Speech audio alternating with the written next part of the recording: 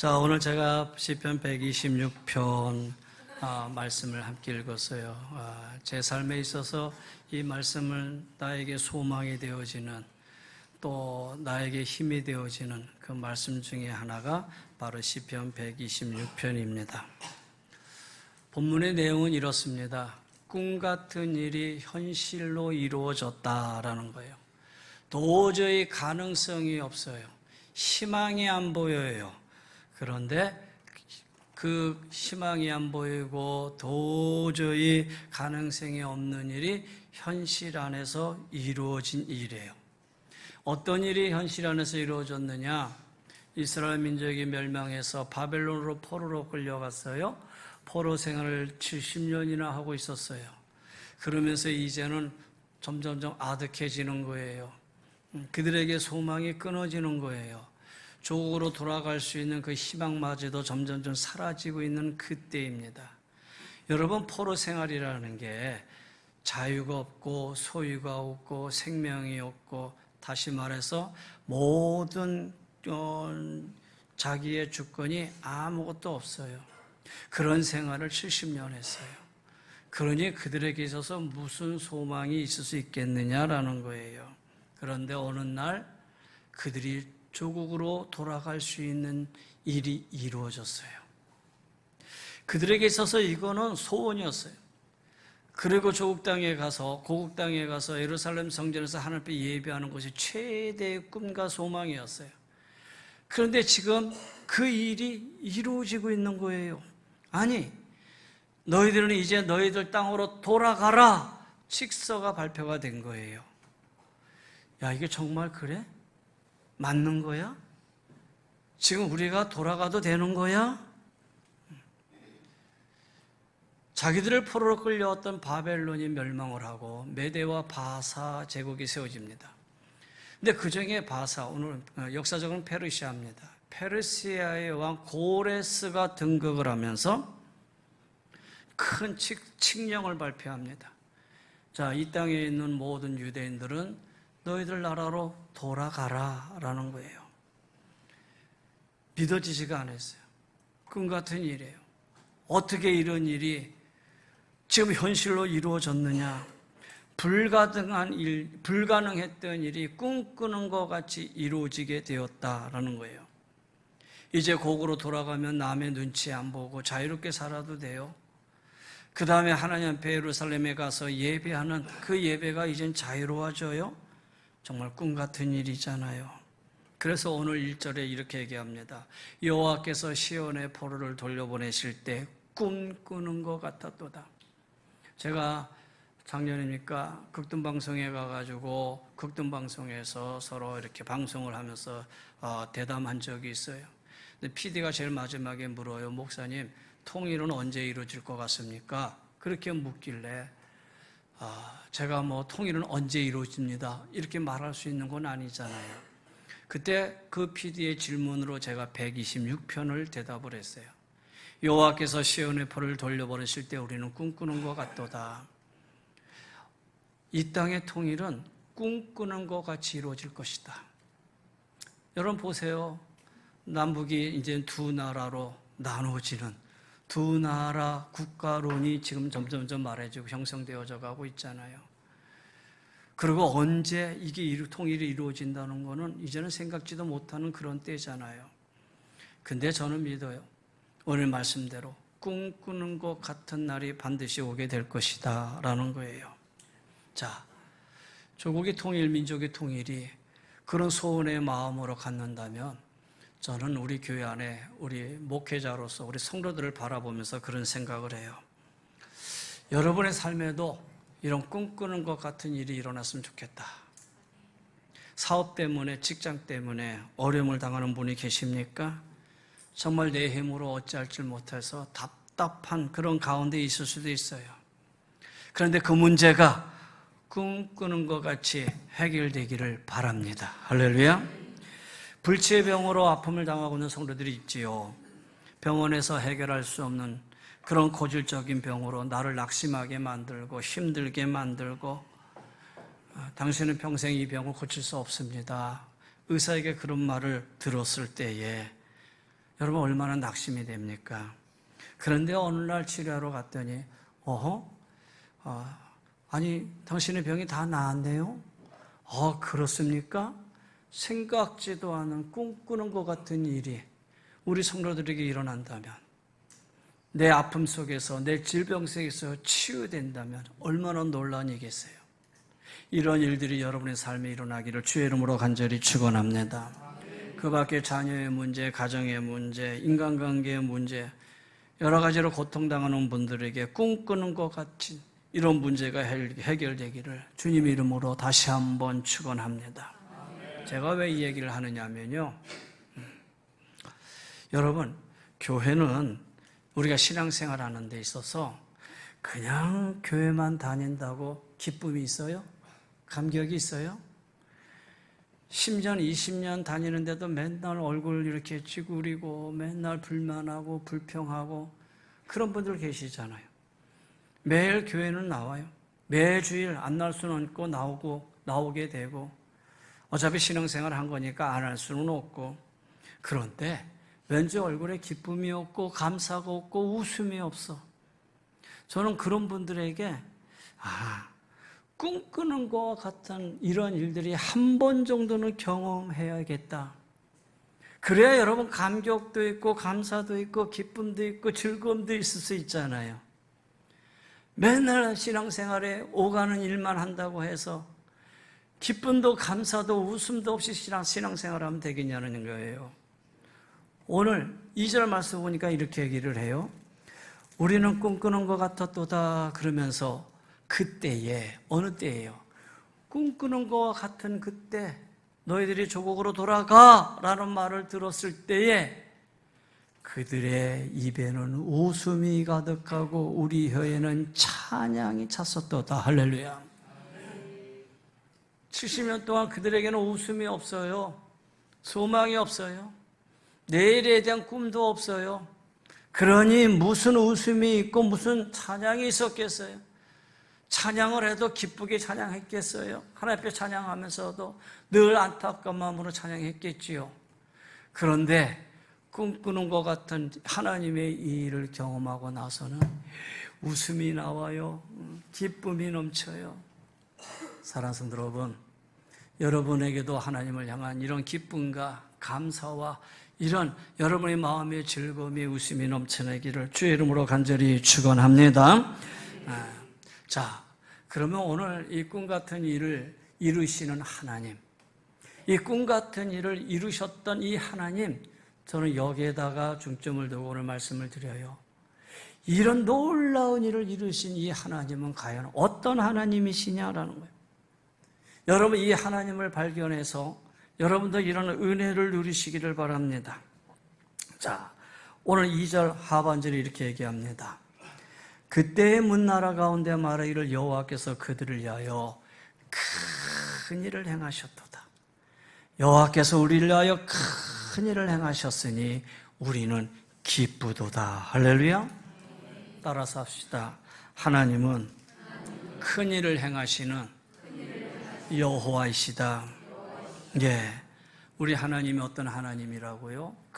큰 일을 이루시는 하나님. 그 큰 일이 오늘 본문에 의하면 꿈꾸는 것과 같은 사건이 벌어지는 일, 꿈 같은 사건, 믿기지 않는 사건이 벌어지게 된다는 거예요. 70년 동안 바벨론에서 포로 생활하던 그들에게 이제 고국으로 돌아갈 수 있는 길이 열렸어요. 상상을 초월하는 그런 이상하고 놀라운 일이 일어났어요. 성경은 이때 고국으로 돌아간, 유대 땅으로 돌아간 귀한 자 수를 42,360명이라고 밝히고 있는데, 느헤미야서는 이 수치를 31,089명이라고 얘기하고 있어요. 차이가 약간은 있지요. 약간의 차이는 있지만 여하튼 귀한 인구가, 다시 말해서 고국으로 돌아간 인구가 3만 명 이상이라는 엄청난 수가 돌아가게 된 거예요. 페르시아의 고레스가 바벨론을 정복하자마자 바벨론 땅에 있던 이 유대인들을 귀국을 허락하게 된 것이죠. 그리고 그들이 돌아갈 수 있도록 적극적인 후원자가 되었어요. 근데 가만히 생각해 보세요. 고레스가 바보가 아니지인데 그냥 3만 명 이상이 되는 이 유대인들을 데리고만 있으면 3만 명의 노동력을 쓸 수 있는데 안 그렇습니까? 지금 3만 명의 노동력을 다 쓸 수 있는데 이 3만 명의 노동력을 내보내는 거예요. 방출한다는 거예요. 이거는 국가적으로 이익이 아니고 국가적으로 엄청난 손해지요. 그러기 때문에 전혀 예측치도 못하 기대할 수도 없는 일이지만 그 일이 현실로 일어난 유대인들의 입장에서는 꿈 같은 일이 아닐 수가 없다라는 거예요. 이 당시에 이 상황을 전해주는 에스라 1장에 의하면은 페르시아의 왕 고레스는 바빌론을 정복해서 세계 제국이 된 원년에 불이 나게 조서를 반포해서 이스라엘 백성을 귀환시켜요. 그런데 이 에스라의 에스라 저자는 이 일이 고레스에 의해서만 시작이 된 거냐? 아니라는 거예요.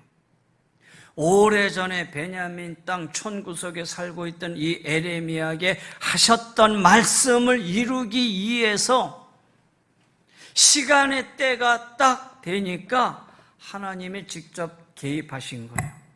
그래서 고레스의 마음을 감동시켰다. 에스라 1장 1절에 있는 말씀입니다.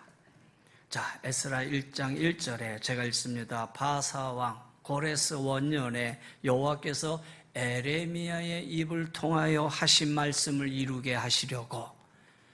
그러니까 이미 70년 전에 에레미야에게 이 말씀을 주신 거예요. 너는 70년 후에 이제는 해방될 것이다 라는 거예요. 이 일을 이루게 하기 위하여 바사왕 고레스의 마음을 어떻게 했다고요? 감동시키심에 그가 온 나라에 공포도 하고 조소도 내려 이르되 때가 됐어요. 시간이 됐어요. 하나님의 말씀을 이룰 때가 됐어요. 하나님이 직접 고레스의 마음을 감동시켰어요. 여기 감동시켰다는 이 단어가 우루라는 히브리어 단어인데 이 단어는 휘젓다, 뒤흔들다 그런 말이에요. 하나님께서 새벽을 깨우듯이 라는 시편에 있는 말씀에 깨우다라는 단어 역시 우루예요. 다시 말해서 하나님이 지금 작정하셔서 고레스의 마음을 막 휘저으신 거예요. 그래서 성경은 감동시킴에라고 표현되어 있지요. 하나님이 70년 전에 에레미야에게 하신 약속을 지금 현재 유대인들은 다 잊고 있을지라도 하나님은 잊지 않고 기다리고 계셨던 거예요. 그리고 그 시간이 다가오자 오히려 유대인들은 낙심하고 절망하고 하나님의 약속을 다 잊어버린 채 이제 우리 끝났구나 하고 있었을 그때지만 하나님은 그때가 다가오자 하나님 스스로가 흥분하셨던 거예요. 그래서 고레스의 마음을 막 흔들어 버렸어요. 고레스의 마음을 막 휘저어 버렸어요. 그리고 고레스를 통해서 칙령을 발표하게 하고 드디어 이 백성들이 고국 땅으로 돌아가게 됐어요. 예루살렘 시온을 향해서 가게 되었다라는 거예요. 사랑하는 성도 여러분, 이 일을 향해서 오늘 시인의 지편의 이 시인은 큰 일을 행하시는 하나님이다. 할렐루야. 여러분, 우리 하나님은 어떤 하나님이시냐? 큰 일을 이루시는 하나님이시다. 우리의 삶 속에도 우리가 꿈꾸는 같은 사건이 벌어지게 되는데 안 되는 일까지 역사하시는 일, 그 일을 이루기 위해서 정말 큰 일을 이루시는 하나님. 사방에 막혀 도무지 나아갈 수 없는 그 상황 속에서도 길이 열리는 것, 그 일을 이루시는 분이 하나님이시다라는 거예요. 여러분, 이스라엘 백성이 출애굽을 했어요. 강의 길을 가는 가운데 앞에 홍해가 막혀 있었어요. 그랬더니 뒤에서 보니까는 애국 군대가 쫓아와요. 앞으로 갈 수도 뒤로 갈 수도 없는 진퇴양난의 속에서 하나님이 모세에게 말씀하셔요. 모세야, 내 손에 든 지팡이를 바다를 향해 내밀어라. 하나님이 말씀하신 그 말씀대로 바다를 향해 손을 내밀었을 때에 바다가 열리게 되었고 바다 밑에 땅에 메모르게 되었고, 그리고 이대 이스라엘 백성이 그 홍해를 건너가게 됐잖아요. 이건 놀라운 일이잖아요. 큰 일이잖아요. 꿈 같은 일이잖아요. 어떻게 이런 일이 일어날 수 있겠어요? 요한복음 2장에 보면은 갈릴리 가나의 혼인잔치 이야기가 나옵니다. 혼인잔치가 한창 열리고 있는데 포도주가 떨어졌어요. 포도주가 떨어졌다는 것은 그 잔치의 흥이 이제 다 떨어졌다라는 거예요. 그래서 주인이 지금 걱정에 쌓여져 있습니다. 그때 주님이 말씀하시죠. 여기 항아리가 있느냐? 예, 큰 항아리 6이나 있습니다. 그래, 항아리에 물을 가득 채워라. 그리고 그 물을 떠다가 연회장에 있는 손님들에게 나누어 줘라. 거기에 순종해서 갖다가 줬더니 물이 변해서 포도주가 되었고, 연회장에 있는 손님들은 어떻게 이 좋은 포도주를 이제 가져오느냐? 여러분, 놀라운 일이 이루어진 거예요. 꿈 같은 일이 현실 속에 이루어진 거예요. 예수님의 말씀을 전하십니다. 수많은 사람들이 몰려들었습니다. 근데 해가 뉘어지고 이제 저녁에 돼서 배고플 때가 됐습니다. 그때 한 소년이 보리떡 5개와 물고기 2마리를 주님 앞에 드립니다. 주님이 그 떡을 받으시고 축사하시고 나누어 줍니다. 제자들이 열심히 나누어 줬어요. 그러고 나니까 12강들이나 남았는데, 성경은 그때 먹은 사람의 수요가 여자와 어린아이를 뺀 5,000명이었더라. 그렇다면 여자와 어린아이까지 합하면 10,000명은 좋게 넘어갔겠지요. 여러분, 꿈 같은 일입니다. 이루어질 수 없는 일인데 그 일이 현실 안에서 이루어졌습니다. 성경은 이런 놀라운 사건들이 연속적으로 기록되어 있는 말씀입니다. 모두 큰 일을 행하시는 하나님의 행하신 거예요. 사랑하는 성도 여러분, 이 하나님이 저와 여러분의 삶에 들어오시고 함께 하시면 동일한 역사가 일어나게 될 줄을 믿습니다. 기도하시기를 바랍니다. 큰 일을 행하시는 여호와 하나님, 내 삶 속에도 개입하셔서 꿈꾸는 것과 같은 일이 이루어지게 하여 주옵소서. 여러분, 이렇게 한번 기도하세요. 특별히 우리 교회 여러 성도님들, 혹 어려움을 겪고 있는 성도님들을 위해 기도할 때면 늘 이런 기도를 하게 돼요. 하나님, 꿈꾸는 것과 같은 일들이 우리 성도님들에게 일어나게 해주세요. 함께 기도할 때 이 일이 여러분 삶 속에 일어나게 될 줄을 믿습니다. 제가 이를 경험한 많은 일들이 있는데 그 중에 하나가 얘기한다면, 저도 참 자식을 위해서 생각하는 부모의 마음이 안타깝지 않아요.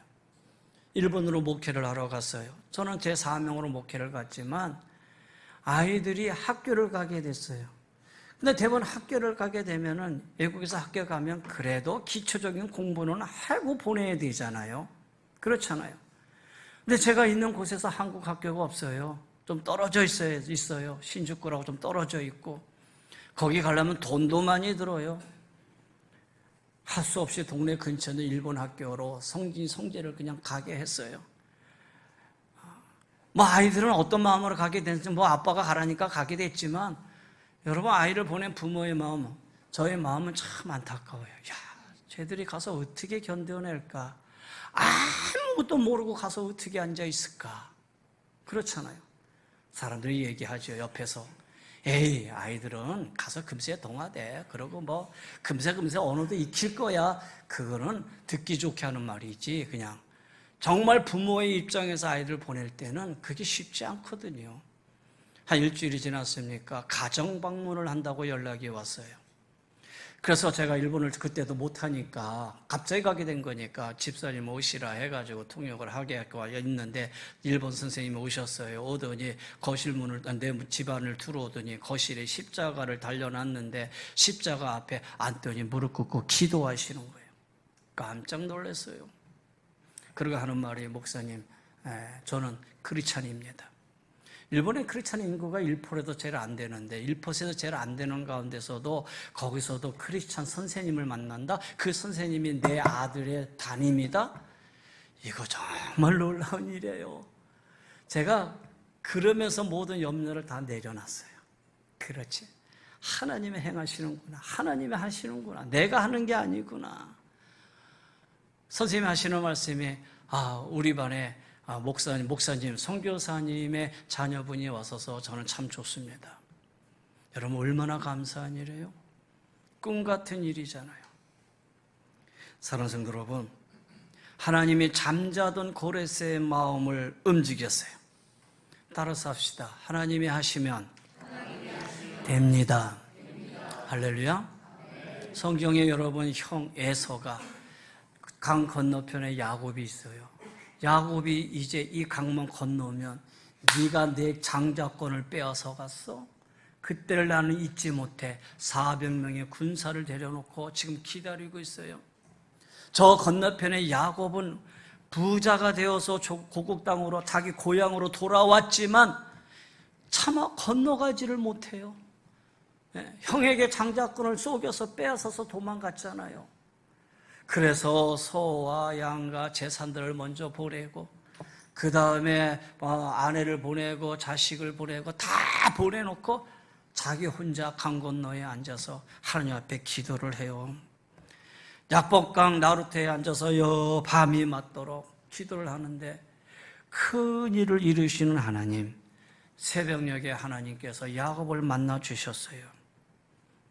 그리고 그 다음날 약복강을 건넜을 때 놀라운 일이 일어납니다. 그 전날만 해도 칼을 들고 야곱 오기만 해봐라 했던 에서가 갑자기 건너온 야곱을 끼어안고 목을 어간고 엉엉대성 통곡하면서 서로 울어요. 야곱을 죽이기에 달려왔던 형의 마음이 녹아지게 된 거예요. 그리고 야곱을 용서하고 맞이하게 된 거지요. 여러분 꿈 같은 일 아닙니까? 생각지도 않고 꿈 같은 일이 그 다음날 현실 안에서 이루어지게 된 거예요. 사랑하는 성도 여러분, 큰 일을 행하시는 하나님, 여러분 기도하시기를 바랍니다. 하나님께 부르짖기를 바랍니다. 큰 일을 행하신 이 하나님의 손길을 경험할 수 있는 여러분이 되시기를 바랍니다.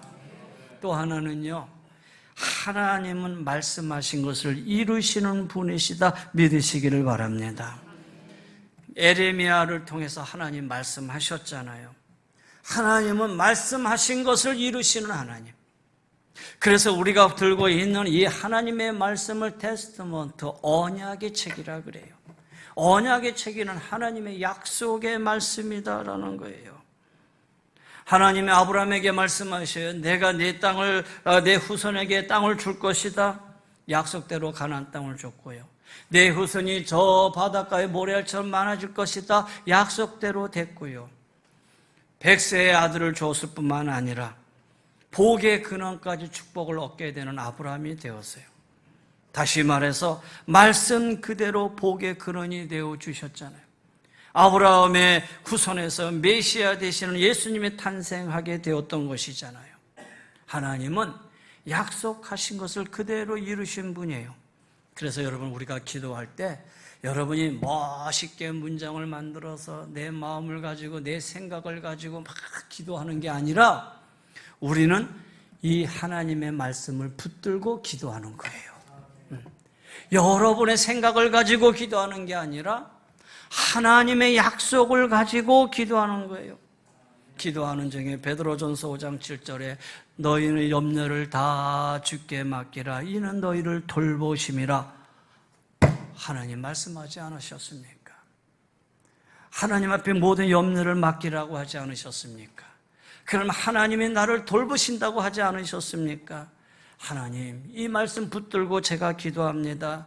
하나님 염려하지 말라고 하셨으니 하나님 주님께 맡깁니다. 주님 역사하여 주시옵소서.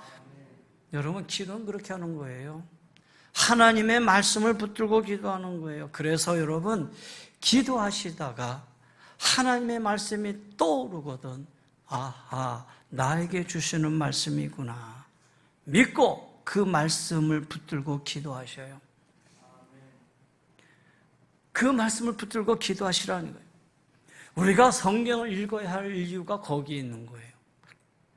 성경을 읽고 그 말씀이 내 안에 있으면 내가 기도할 때 그 말씀을 나에게 약속의 말씀대로 떠오르게 하시고, 그리고 그 말씀을 붙들고 기도하게 하신다라는 거예요.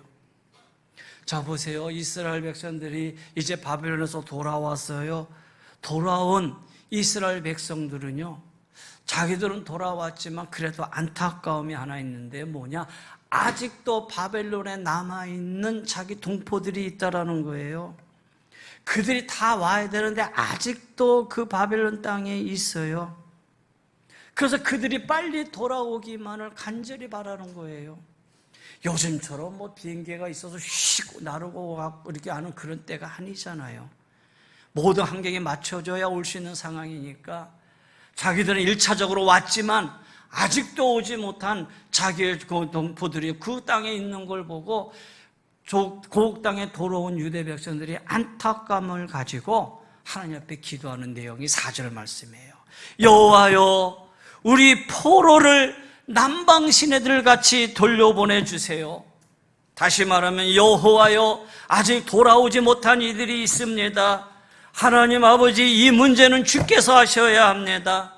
남방 시내, 남방 땅 메마른 시냇가에서 다시 물이 흐르듯이 남아있는 저들을 다시 돌려보내 주세요. 그들이 지금 그렇게 기도하고 있는 거예요. 하나님께서 다시 개입해 주셔야만 이 문제가 해결된다고 고백하고 있는 거예요. 하나님, 저 페르시아 고레스의 마음을 다시 한번 휘저어 주셔서 더 남아있는 우리 동포들도 다시 오게 해주세요. 그래서 이 시편의 시인이 하나님 앞에 간절히 호소하는 거예요. 긍휼을 베푸시는 하나님, 저희들의 기도를 긍휼히 여기시는 하나님, 여러분, 간절히 기도하는 결과 수십 년이 그 후에 2차 포로 기한이 이루어지고 3차 포로 기한이 이루어지게 되는 거예요. 할렐루야. 여러분, 약속의 말씀을 붙들고 기도하면 반드시 응답이 있어요. 하나님께서 하신다고 하는 말씀은 반드시 이루시는 것이다 라는 거예요. 하나님을 믿고 기도하시기를 바랍니다. 하나님의 약속의 말씀을 붙들고 기도하시기를 바랍니다. 어떤 일이 일어난다고요? 꿈 같은 일이 일어난다.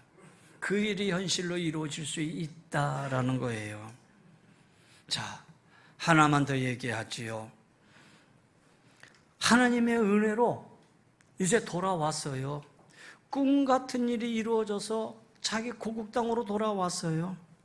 그들에게 기쁨이 있고 감사가 있고 감격이 있었어요.